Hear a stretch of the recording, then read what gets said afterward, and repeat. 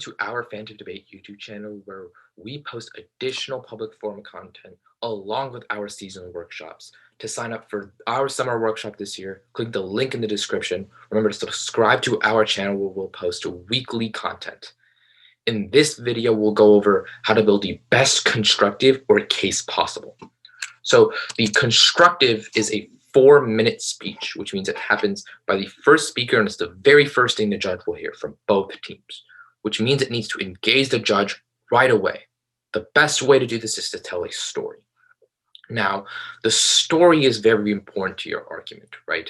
If you're not telling a story, the judge is listening to 4 minutes of just words. So the minute you tell a story, the judge is more likely to flow and keep engaged with your arguments. But the second reason is for judges who aren't very familiar with the topic or a parent judge, telling a story, a complete coherent story, can help you sort of create a connection with the judge with a topic as they're able to easily follow along, even if they have no topic experience. This is why whether you're reading one sole contention or 3 contentions, you still have an overall narrative.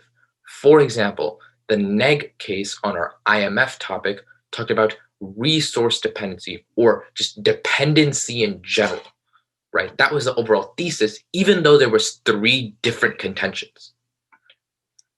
And then the F case for our IMF topic, even though they had 3 different contentions, talked about how the alternatives were far worse, right? Talked about even though the IMF may not be the greatest solution, there's outside actors who would be a lot worse.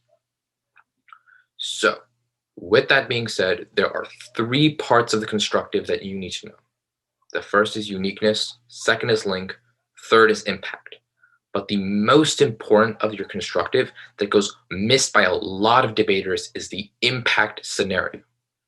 Now, the impact is why the judge is voting. If you don't have a clear impact, the judge doesn't vote off anything, right? The biggest reason why impacts are very important is because they tell the judge why your argument matters. So if you don't have a reason for why your argument matters, probably it's not going to get voted on. So a couple of key tips to help create a really good impact. The first, it needs to be terminalized. What I mean by that, it needs to have a specific number. For example, 1 million people getting pushed into poverty, 5 million people getting killed in conflict. Those numbers help the judge sort of relate to your argument, and it creates in a sort of simple terms rather than saying 20% of GDP goes down. Because honestly, most people don't know what GDP is and what it actually entails. The second thing you need to do is you need to have it be weighable. There's a lot of things within this sort of umbrella of what it means to be weighable impact. It needs to have not just scope and magnitude like just regular impacts of, we affect 4,000 people, they only affect 100, right? Because that's very simple weighing that doesn't win you high-level rounds. If you see in the round breakdowns that we posted, that the impacts were very contextualized, having multiple weighing mechanisms hit, right? For example, not only did these impacts affect a lot of people, like in the millions, but they also had high probability as well.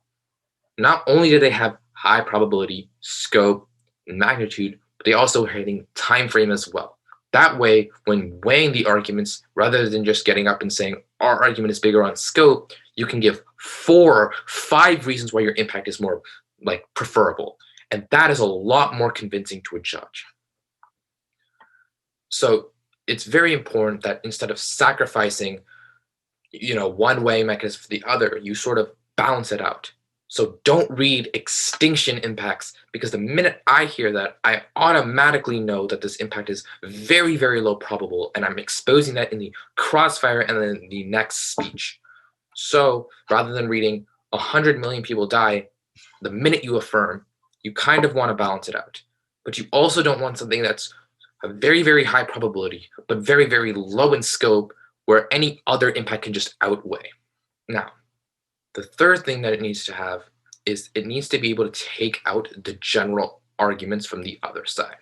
For example, in the February topic, the topic was the benefits of West African urbanization outweigh the harms.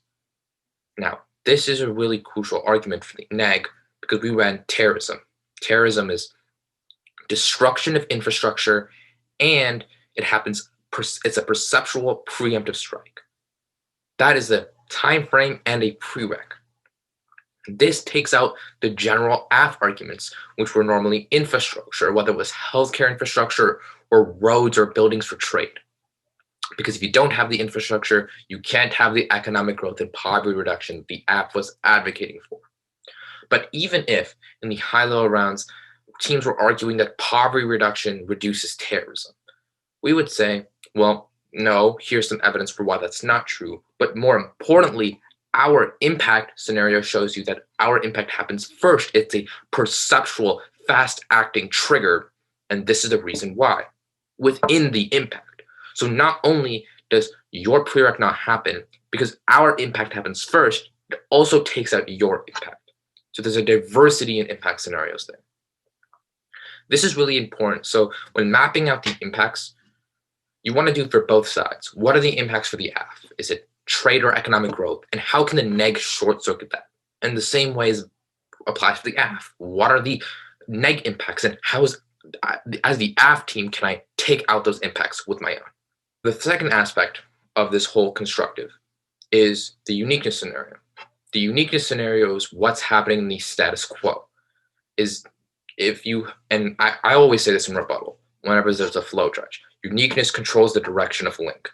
What that means is uniqueness or the status quo determines whether your link is true. So the uniqueness is far more important than the link. So if Medicare for All will decrease GDP by 20%, but GDP is already down 20%, your argument has very limited offense. But if you tell me that GDP is on the rise and millions of people are going to be lifted out of poverty, then your GDP decrease has a lot more weight or a lot more offense. So it's all about crafting how the world looks like in the way you want it to. So imagine that you have a telescope and you're giving that to the judge and you're saying, look through this telescope. The judge can only see what you tell them to see. So don't leave this blank. What a lot of teams do is you just assume that the judge knows what's happening in the status quo and reads a bunch of links.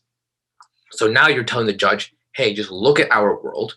And the judge uses their own telescope, right? Something that's more custom to them, in which they'll obviously find a problem with your argument if you don't have, sound uniqueness. They'll use their own, right? That's the intervention, and that's why you get dropped, right? But a lot of times, if you hand the judge the telescope yourself, a handmade or handcrafted telescope, they have no choice but to look through what you have given them. So really be detailed in what the world looks like today in regards to your argument. The third thing is the link. Now, this isn't the least important. It's still very important you have a solid link. The biggest issue that I find is that a lot of debaters will use the same general link that's found in champion briefs or platinum, where they'll just copy paste it and they'll try putting it in their case. The issue with that is that it gets responded to pretty easily because everyone will have a response. So it's important to generate nuance by using a thing called spikes.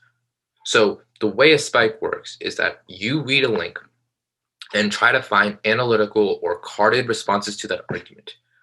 If you find front lines, you embed those front lines in your link. That way, it's a preemptive response to whatever the other team reads in rebuttal.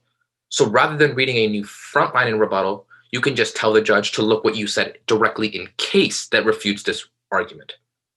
This is a lot more helpful because, one, the judge is going to probably invest more time into your case, but two, they already recognize it because they've been listening to the 4 minutes of constructive you've been giving. So it's very important to have a link with spikes. The second thing you also want to have is you want to have a very developed and contextualized story. Don't try to go for the squirrely links with these weird, sketchy cards. Stay with a true, more literature-based link because it's more likely going to pan out for you. Thank you for watching. To see more content like this, subscribe to our channel and check out our round breakdown where I go through an entire public forum round. If you're interested in learning more about public forum or you want to become a better debater, check out our summer workshop. Link is in the description.